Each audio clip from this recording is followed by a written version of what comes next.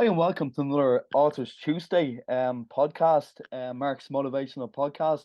Today I'm delighted to be joined by another great guest from California. Well, she's living in California, and so it's Mel Clarkston. She's a children's author.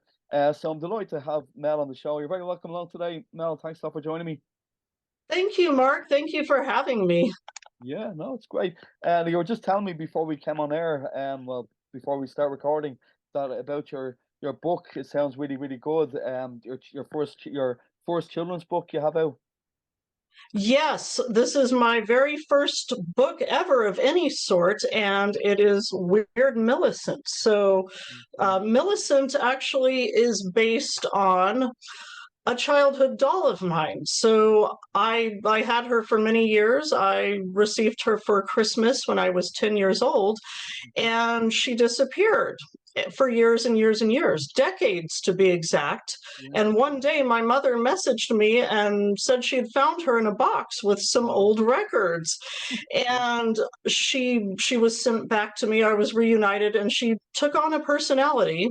And during the pandemic, I started thinking it might be fun to write a children's book. I actually am an artist, and I teach children's art, and during the pandemic we were teaching them all online, and often there would be a children's book to go with the art lesson. And as I got into it more, I realized, wow, there's some great stories. There's some terrific stories for children's books, and there were some that were not so great. And I thought, well, maybe I'll give it a stab.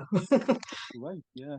Well done. And yourself, like a bit of a story about yourself. How did you get into the writing yourself? Have you always been a writer yourself, Mel? Have you always? Yes and no. Officially, Oh, no, but I've always loved to write. Studying art in college, I would often write critiques for gallery shows I had seen or some type of exhibit, or even for my own art, I would write a detailed description. And I actually did have somebody once say, I actually enjoyed the writing more than I enjoyed the painting. yeah.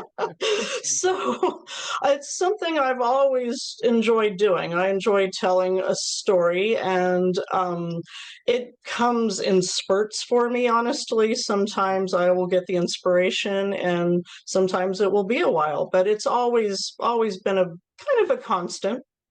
Right stuff. That's brilliant. And how did you publish? Did you self-publish your book, Mel, or did you go around the publishers route? What way did you do it yourself? Yes, and that's an interesting story in and of itself. I did every bit of it myself. So I actually started, funny enough, with the illustrations. Right. And I did it in a bit of an unconventional way. I started taking note cards and writing my narrative and Yeah. placing them within the drawing and seeing how they would work with the drawing. Brilliant. Brilliant. But I actually did the story. I hand wrote it in pencil and pen. I did the illustrations with colored pencil. And then I did the very tedious graphic process of formatting it. And that was the worst part for me, because I've studied graphic arts and computer art, but it's not something I love. So that was very, very tedious for me. I edited it, and I did self-publish. So I did every bit of it, and I learned a lot along the way about what not to do. Yeah. I didn't actually get a lot of pointers before just jumping in and doing it. And I learned after the fact that you should always purchase your own IBSN number. So I actually have two different versions of the book out in the world. I published with barnesandnoble.com, and then I realized after the fact that if you want it on other platforms, you need a separate ISBN number. So, but it was a process. It was a process. I think it took me twice as long to format and publish as it did to actually write and illustrate. It looks excellent. It looks really, really good. Thank you. Yeah, no, it's I love the illustrations are really, really, you can tell you're an artist there. That's great. Can you just tell a little bit of background about the book? Just what the story is about, please? Would be brilliant. Yes, absolutely. So Millicent is actually, she one day gets out of her box. So it kind of follows what happened in real life, Mhm. but she comes to life. And the whole premise of the story is living outside of the box. So she has all sorts of adventures. She realizes early on that she's pretty dusty. She's been in a box for years and years. So she has herself a bath. Brilliant. Yeah. Finds a really large bathtub, and basically everything is open to interpretation for her. So she does that. She goes and finds a new wardrobe, but since she was in a box, she finds she has no funding for that. But she happens to find some great bargains in an alley. She happens upon a food truck that nobody wants to visit because the offerings are a little bit strange. And some of the offerings are based on my childhood favorites and some things that my grandmother would make that not Oh, everyone in the family loved. For instance, there was a lime gelatin that she would make that she would shred carrots and onions into. And yeah. it was something that was really beautiful to look at, but not everybody loved to eat it.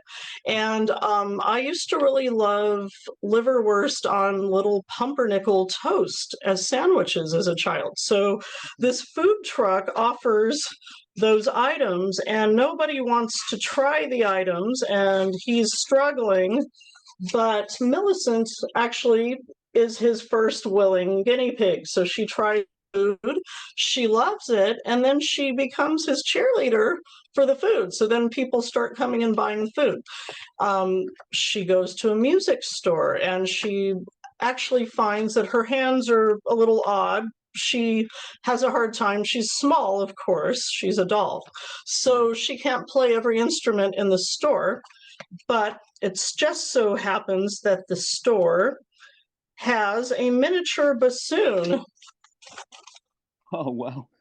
Brilliant. Yeah. Right. that Right. nobody seems to want to purchase. So the music store lady gifts her this instrument and it's a perfect fit for her.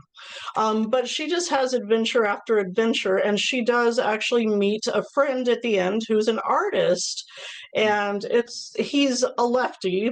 And I happen to be a lefty, so I wanted to include that into the book. But she just has a full. This is just basically chronicling one day of her adventures, Mm. and then she, of course, goes back to her box and Yeah. Great. turns Yeah. in for the night and is excited about what might happen the next day. Mm. It looks like a really fun book for children of all ages. Looks really, because I love the backstory, the way you found your doll after so long. It's to give you the idea that that's brilliant. Thank you, thank you. And the funny thing about this story too is adults actually like it. And when I wrote it, I wanted to keep that in mind too for anybody that might be reading this to their child. Yeah. And the target age for this is the early readers, Mhm. probably ages 5 through 8. Yeah. But what I'm finding is the adults find it entertaining too, because it does bring back maybe some odd childhood memories for them as well. Mm. And I wanted to keep that in mind because when I was reading online, teaching the children art, there were stories that were really just downright annoying. They got Mm. so monotonous and so, I mean, really just too cutesy. And I didn't enjoy reading them. After a time, I thought, well, if I am annoyed by this story, surely the parents that are reading this to their child might be annoyed by it too. Yeah, definitely. Yeah. Great stuff. No, yeah, and where people can obviously buy it on Amazon and Barnes and Noble. That's great. So if you want to share the links as well, and I can put them in the show notes for people to buy the books from you as well. Wonderful, yes. So you can actually buy the book at Mm. barnesandnoble.com. Yeah. Amazon, you will find it on Amazon. basically anywhere online where books are sold, it can be found, even Yeah, Walmart, I believe. So, brilliant. and I Yeah, like to have it in local bookstores here in San Diego. I actually was part of an event called Weekend with Locals, and it was at Warwick's of La Jolla, which is one of the oldest locally owned bookstores in America. So yeah, I've that heard of that was, before. Yeah, go oh, have on. you? Okay, Yeah, great. yeah, yeah. No, maybe because there was actually a song, Warwick Avenue. Is that maybe it could be related in some way? You know the way when Perhaps. yeah, yeah, yeah, yeah. That's great. Well done. And how long did it take you to write the book? Did it take you long? Actually, I worked on it over the pandemic. I had a lot more free time, which was really wonderful. That helped the Mm, process. It helped me really just make room for what worked. And at first, it was a bit clunky. mm, And it started out as really clunky, big book, and it kind of resembled a cookbook more than a yeah. children's book. And I worked on it more, and my husband had the brilliant idea. He said, "Why don't you make it smaller?" And Mm, that was actually a really brilliant idea because it's something that a child can hold easily, and it's something that you can take with you anywhere. yeah. But it took me about 6 months, I guess, all told, to illustrate Mm, and write the story. And I would say it took me about 8 months to edit and yeah, publish it. yeah. That's when the fun begins. Yes, and it was not fun for me at all. No. And I was on a bit of a budget, of course, so I Yeah, did yeah, not hire out, but it was an interesting challenge. I yeah, yeah, I feel like I learned a lot from mm, it, that's for sure. yeah. No, congratulations. It's really, really great. Thank It's an you. excellent looking book. Really looking forward to getting it myself. Thank you. Can I just ask you as well? No, no, it's brilliant. Can I just ask you, like, do you have like a strategy when you're doing your writing? Like, some people write a certain amount of words a day, or what way do you do it yourself, Mel? No, I'm much more organic about it. Like I said, I it's not something that comes all the time for me. I Oh, of actually course, yeah, have yeah, my hands in a few different yeah, creative endeavors. Of mm, course, teaching art almost full time keeps me pretty busy, and mm, I actually play music myself. I play okay. ukulele bass and sing Wow, vocals in a little ensemble. And writing for me is more of I feel it's a treat. I feel it's a great. treat. Yeah, So that's brilliant. I Yeah. don't like to make it too structured. I like Mm, it to come when it comes, and mhm, this just happened to come, and I was very, very happy and grateful for that. And I do have my personal essay project on the back burner as well. I want to continue to add to those because I feel like people did respond to them, and I felt like they really liked that the memories were so detailed. And mm, I've always felt I had a knack for just remembering all the insignificant details in life, yeah, but perhaps they're not that insignificant. So yeah. I would like to pursue that further as well. But no, I don't put myself to a word per limit per day No. or anything like that. Oh yeah, no, that's great. No, just interesting for the different authors I have on to see what their strategy is. So that's great, Mel. Brilliant, thank you. And as well as that, what kind of keeps because it's a motivational podcast as well. So kind of what keeps you motivated when you're writing, doing your writing and your art as well.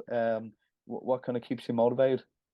Well, I just like having my own adventures out in the world. And I think just trying things that maybe are uncomfortable or dare I say weird, like weird Millicent does. She went out there and tried on some different clothes, found weird food to try, took up a new instrument. And I think as long as we're always trying something a little bit new, even if it's a sample at a store that you've never Yeah, tried yeah, before, why not? I mean, just I think that can inspire you. The little inspirations are what keep me motivated. I don't try to go for the mountain necessarily, but I mhm, try to just look for those little moments of Wow, that was really cool. That excited me, and I'm gonna go with that. And reading other authors, we're very lucky here in town, and probably all across the state, and probably in big cities across the country. But we have lots of the little free libraries, so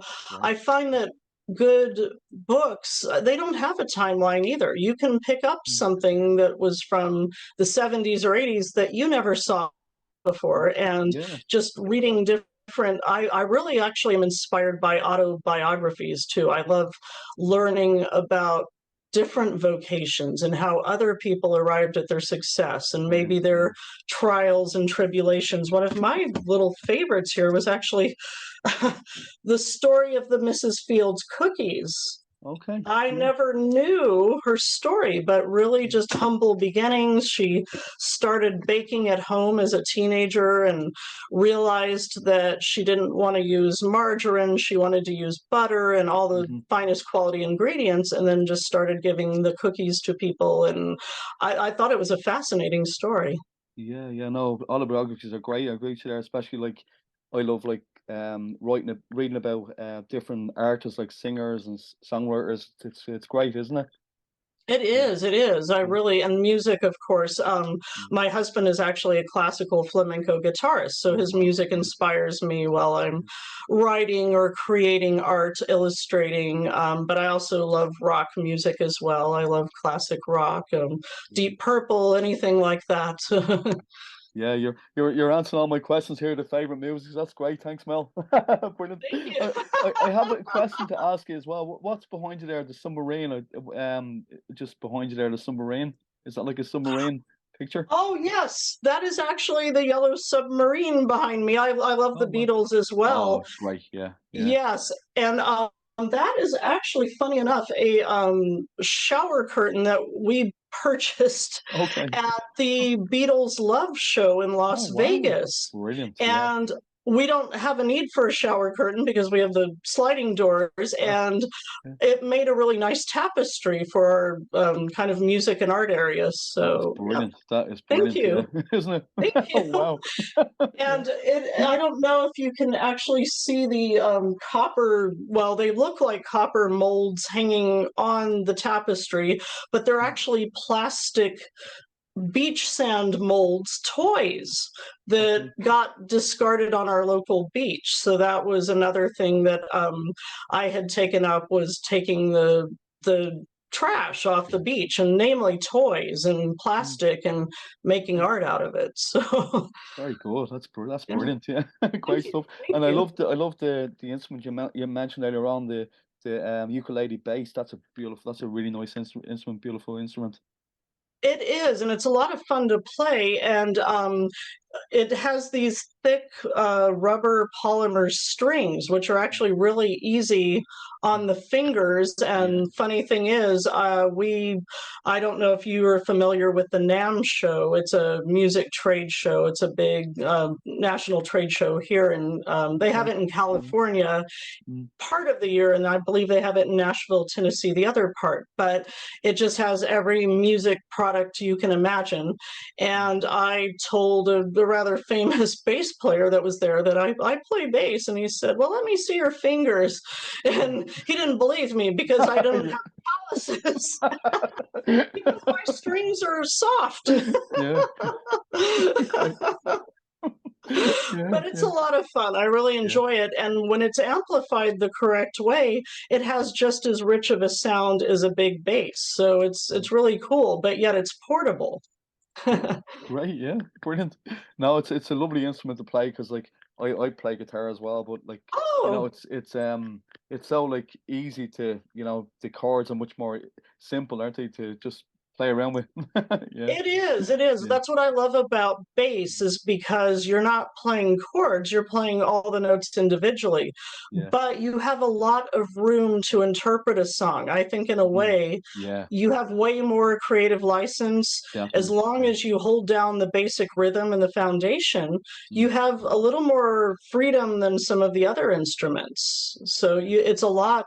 I intuit a lot with the bass. So mm, sometimes all you need is a simple root bass and sometimes a little arpeggio, but you really can interpret it any way you want, that's what I love about it.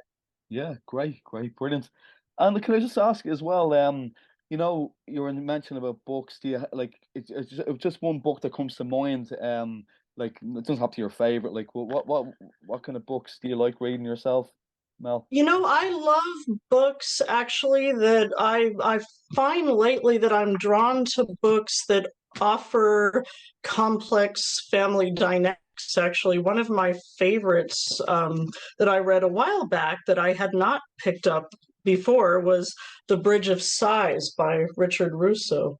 And it weaves a really great tale. I mean, it just has so many complexities about growing up in the 60s and 70s and the dynamics of this one guy's relationship with his wife and his son and his parents before him and a friend of his that became a famous artist. And it's so complex, but it didn't drag. And Hmm. I found that it just kept sucking me in till the very end. And I really loved that one. And I also really liked The Little Friend by Donna Tartt.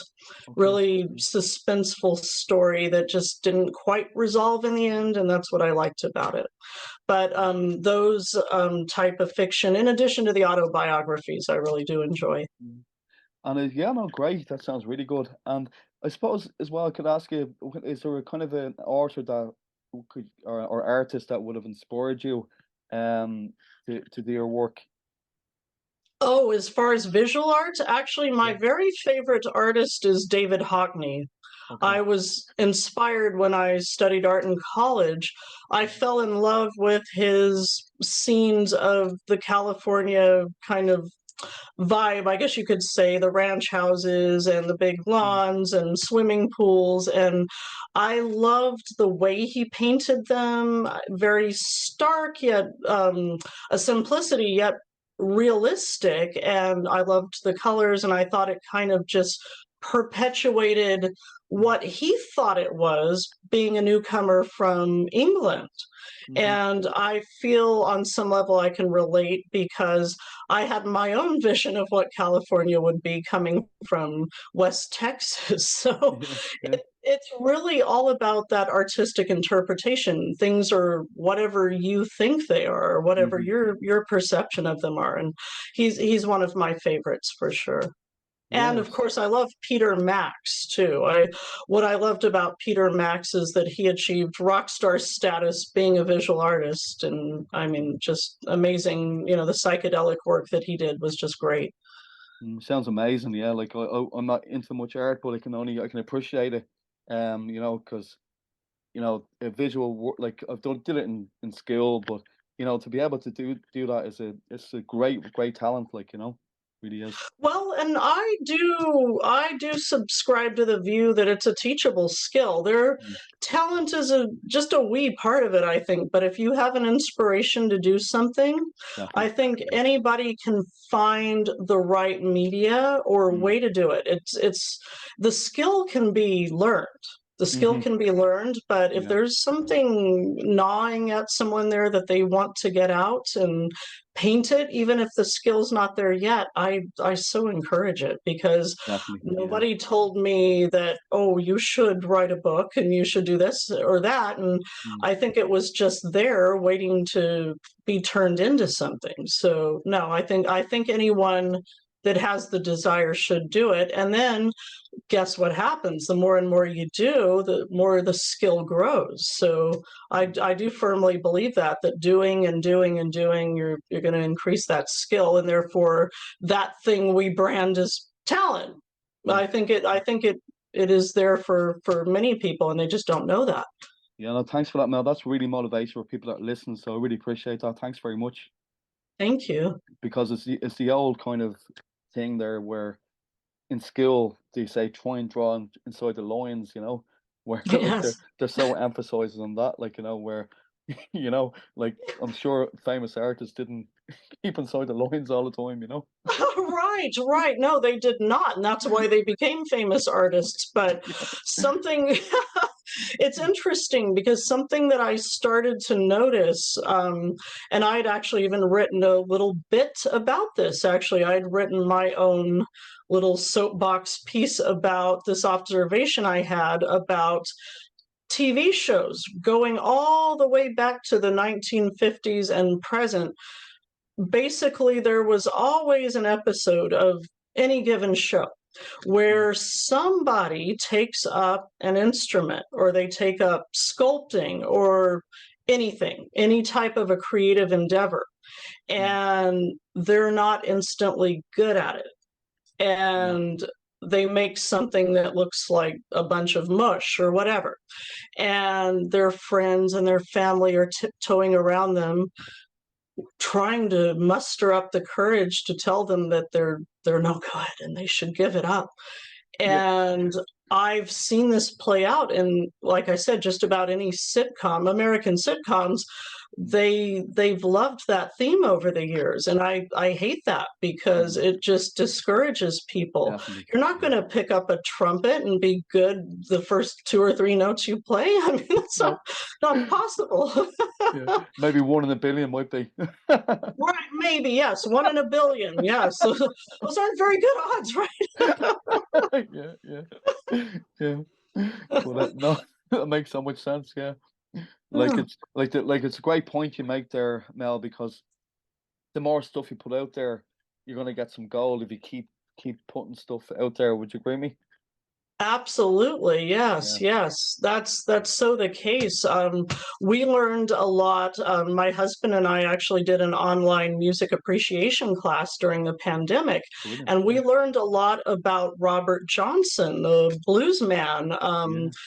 From the early 20th century. And apparently, he was so bad in the beginning that people booed him off the stage and, just told him, get lost. And then he had some tragedies in his life. He lost his young wife in childbirth, and he went off to be by himself. And guess what? While he was off by himself, he played and played and played some more and got really, really good. He got great, in fact. Wow. And then people just couldn't wrap their heads around how did that happen? Oh, he must have made a deal with the devil. And no, he practiced. Exactly. Yeah. Exactly. Great. Yeah. Brilliant. No, it's great to have you on, Mel. I really appreciate it, and your book is amazing. I really hope it does really, really well for you. Just one or two other favorites, if that's okay. Your favorite films to watch. Just the first thing that comes to mind.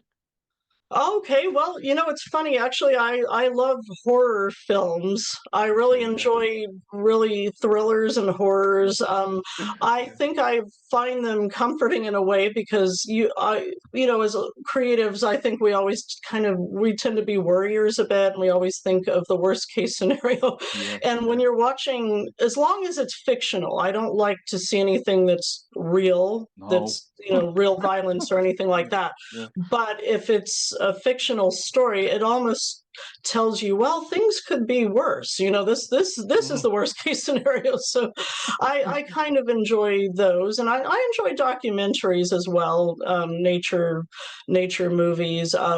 My Octopus Teacher was a fantastic film. It was about a guy that basically befriended an octopus and followed it throughout its life under the sea. And it was really, really interesting. He kind of bonded with this creature. So I Okay. really Yeah. enjoyed that.